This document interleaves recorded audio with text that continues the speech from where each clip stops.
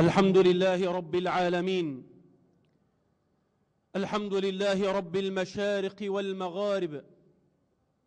خلق الإنسان من طين لازب، تلطف به فنوع له المطاعم والمشارب، وحمله في البر على الدواب وفي البحر على القوارب.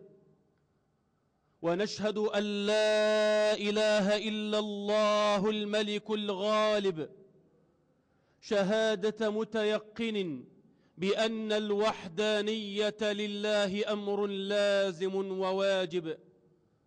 ونشهد أن محمدًا عبد الله ورسوله. ما من عاقل إلا وعلم أن الإيمان به حق واجب. إذا ما شئت في الدارين أن تسعد فأكثر من الصلاة على محمد. قول في الدعوات فتختم بالصلاة على محمد. فلا صوم يصح ولا صلاة لمن ترك الصلاة على محمد. وإن كانت ذنوبك ليس تحصى تكفر بالصلاة على محمد. وإن أردت مضاعفة الحسنات فكرر الصلاة على محمد. وعند الموت ترى أمورا تسرك بالصلاة على محمد. وعند الموت ترى أمورا تسرك بالصلاة على محمد. وفي القبر فلا تحزن سترحم بالصلاة على محمد. وإذا جاءك الملكان فلا تفزع وقل لهما محمد محمد محمد رسول الله حقا اتبعنا وآمنا وصدقنا محمد صلى الله عليه وسلم. أما بعد أيها الأحبة في الله، طبتم وطاب سعيكم وممشاكم وتبوأتم جميعا من الجنة منزلا. وأسأل الله الكريم الحليم رب العرش العظيم الذي جمعني وإياكم في هذا المكان المبارك وفي هذا اليوم الكريم المبارك أن يجمعنا جميعا بصحبة حبيبنا المصطفى ونبينا المجتبى في جنته ودار مقامته، إنه ولي ذلك ومولاه.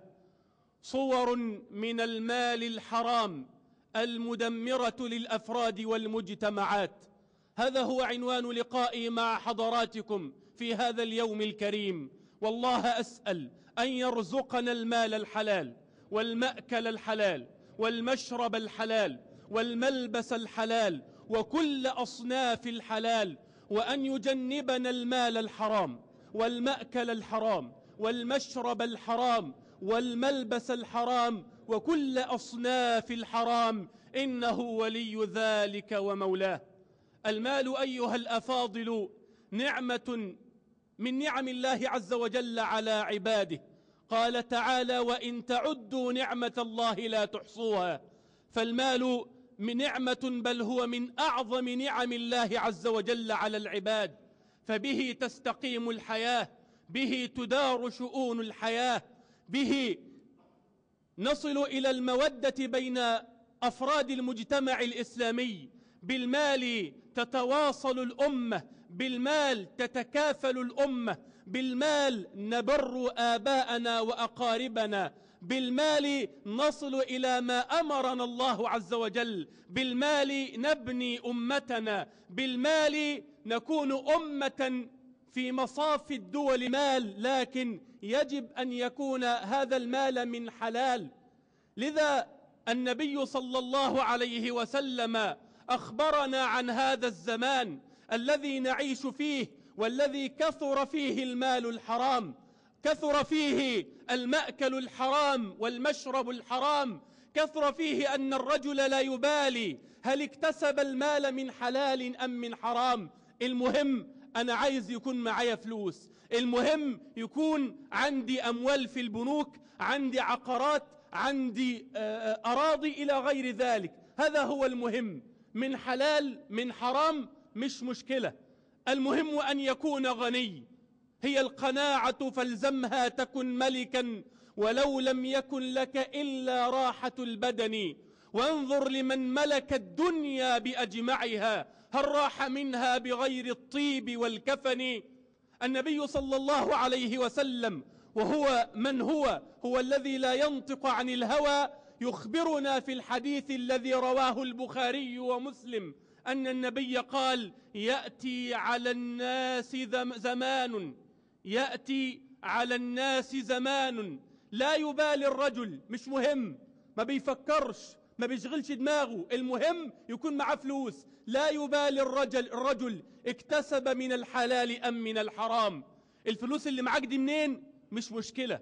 الفلوس دي من الحلال ولا من الحرام؟ مش مشكلة. المهم ان يكون لي وضع المادي ووضع الاجتماعي في المجتمع، من حلال من حرام مش هتفرق.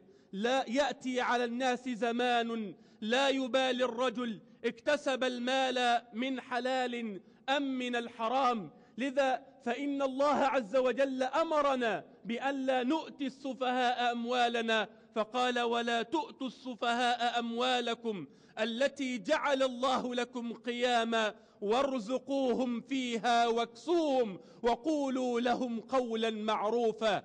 فيا من تبحث عن المال الحرام، يا من جمعت المال الحرام، اعلم بأنك جمعت المال كله وستموت وتترك المال كله لتسأل بعد ذلك عن المال كله. جمعت المال الحرام كله وستموت ولن تأخذ معك شيء مهما كانت أموالك. هل أخذ قارون الذي وصل الأمر به أن مفاتيح الخزائن عنده كان الرجال الأقوياء الأشداء لا يستطيعون أن يحملوا مجرد مفاتيح الخزائن؟ عمرك ما هتكون زي قارون، ومع ذلك ستسأل عن المال كله بعد وفاتك.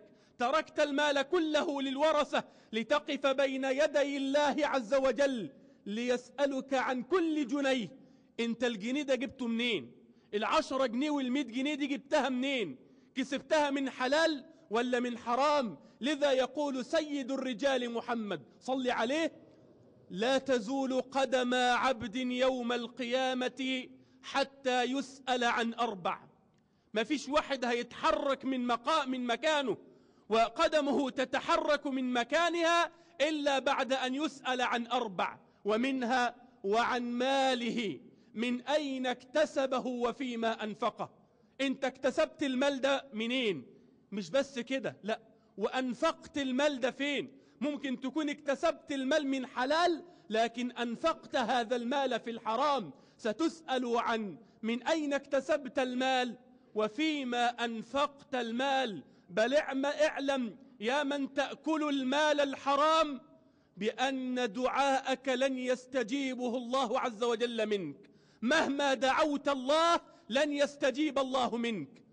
فها هو سعد الصحابي الجليل ابن أبي وقاص رضي الله عنه وأرضاه يذهب إلى رسول الله ويقول: يا رسول الله، ادعو الله لي أن أكون مستجاب الدعوة. أنا عايزك تدعي ربنا لي إن أنا أكون مستجاب الدعوة. فسيدنا النبي يقول له إيه؟ يقول له: صلي صلاة معينة أو زكي زكاة معينة أو اعمل عبادة معينة؟ لا، يقول له: يا سعد، أطب مطعمك تكن مستجاب الدعوة. أطب مطعمك تكن مستجاب الدعوة. وفي صحيح الإمام مسلم أن النبي صلى الله عليه وسلم قال: إن الله تعالى طيب لا يقبل إلا طيبا. يعني ما تقولش هكسب الفلوس وهجمع الأموال وابقى أبني مسجد أو أبني دار أيتام، إن كانت من مال حرام فلن يتقبل الله عز وجل منك هذا العمل وهذا المال. لماذا؟ لأن الله طيب لا يقبل إلا طيبا. إن الله طيب لا يقبل إلا طيبا.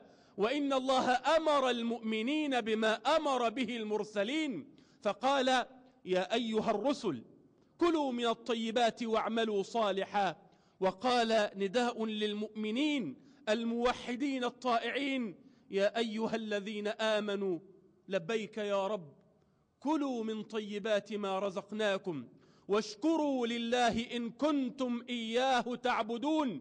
ثم ذكر النبي صلى الله عليه وسلم الرجل أشعث أغبر يطيل السفر يرفع يديه إلى السماء يقول يا رب يا رب، ومأكله حرام ومشربه حرام وملبسه حرام وغذي بالحرام، فأنى يستجاب لذلك؟ كيف يستجاب لمن مأكله ومشربه وملبسه بل وغذي بالحرام؟ لا يستجيب الله عز وجل منه. بل اعلم يا من تأكل المال الحرام أنك كالذي يأكل ولا يشبع، مهما كلت مش هتشبع.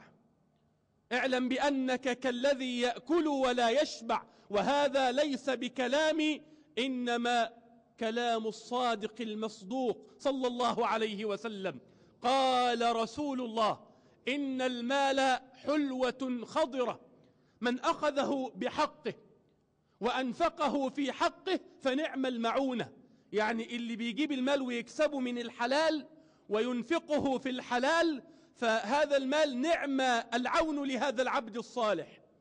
وإن أخذه من غير حقه، لو أخذه من الحرام كان كالذي يأكل ولا يشبع. وكما نقول: لا يملأ عين ابن آدم إلا التراب. مهما كانت معك من أموال طالما من حرام عمرك ما هتشبع أبدا. فالنبي يقول: ومن أخذه بغير حقه كان كالذي يأكل ولا يشبع. فيا من تأكل المال الحرام، اعلم بأنك ستسأل عن المال كله، بل اعلم أن الله عز وجل قادر على أن يذهب هذا المال في لحظة. قال علي بن أبي طالب رضي الله عنه وأرضاه: من اكتسب مالا من مهاوش أذهبه الله في نهابر. اللي عمال يكسب المال من هنا ومن هنا، ياخد من ده شوية فلوس، وياخد من ده أرض، وياخد من ده بيت، وياخد من ده ذهب، وياخد من ده فضة إلى غير ذلك. من اكتسب مالا من مهاوش أذهبه الله في نهابر، يعني هيجيله أمر يذهب هذا المال كله وهو في الدنيا، ثم يسأل عنه بعد ذلك في الآخرة. فاحرصوا على المال الحلال وإياكم والمال الحرام. من صور المال الحرام التعدي على الممتلكات العامة. بعض الناس يقول: يا أخي دي ملكية عامة، دي بتاعت الحكومة، ملناش فيها، بوظها زي ما انت عايز، اخربها زي ما انت عاوز. لا، لن تحاسب. إذا كنت لا تحاسب في الدنيا، اعلم بأنك ستحاسب يوم القيامة بين يدي مالك الملك وملك الملوك سبحانه. حينما تأخذ مالا من شخص فإنه يكون خصمك يوم القيامة شخص واحد. أما إن اعتديت أو إن تعديت على مال عام فأنت بذلك تتعدى على أموال أكثر من 100 مليون شخص. تخيل حضرتك يوم القيامة وأنت واقف بين يدي الله عز وجل، وخصومك مش 1 ولا 2 ولا 10، لا، ده 90 مليون واحد. فإياك أن تتعدى وأن تهلك وأن تخرب الممتلكات العامة ظنا بأنه لا يوجد أحد يحاسبك على هذه الممتلكات. نكمل بعد جلسة الاستراحة. أقول قولي هذا وأستغفر الله العظيم لي ولكم فاستغفروه.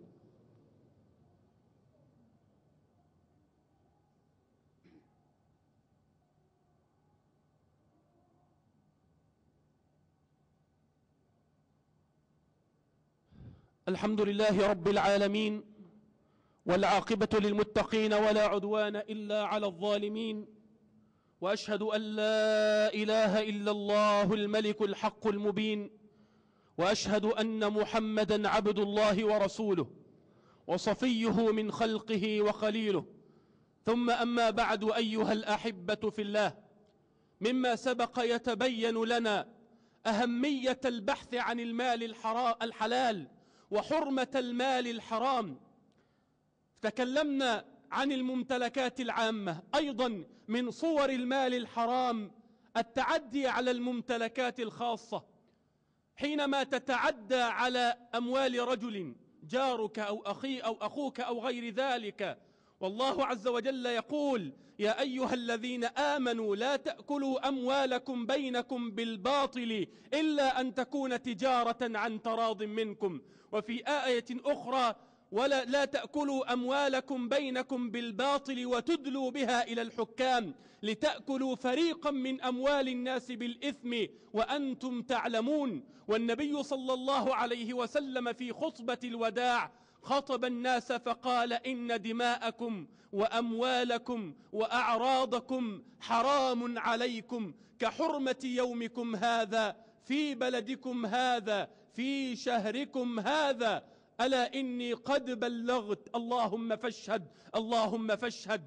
الصورة الأخيرة من صور المال الحرام التعدي على أموال اليتامى. الله عز وجل حذرنا من أكل أموال اليتامى فقال: إن الذين يأكلون أموال اليتامى ظلما إنما يأكلون في بطونهم نارا وسيصلون سعيرا. لذا فإنك ترى العجب العجاب يوم القيامة من أصناف البشر حينما يخرجون من قبورهم، ترى منهم رجلا يخرج من قبره وفي بطنه نار مشتعلة وأطفال يجرونه وأطفال يسوقونه. من هذا؟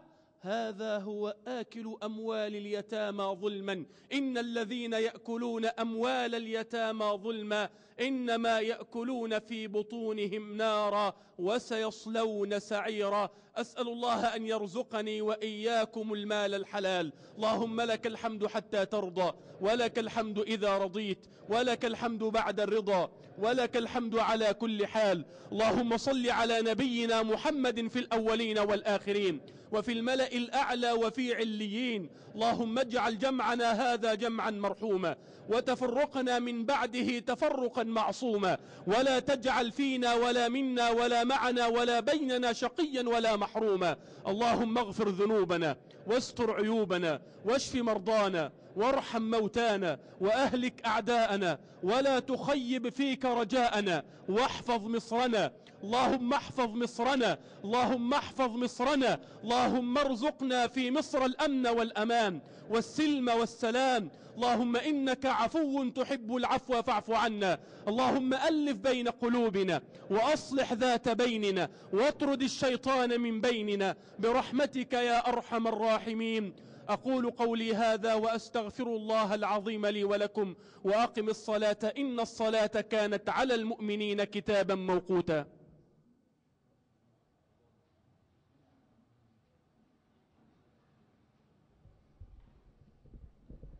الله أكبر الله أكبر. أشهد أن لا إله إلا الله. أشهد أن محمدا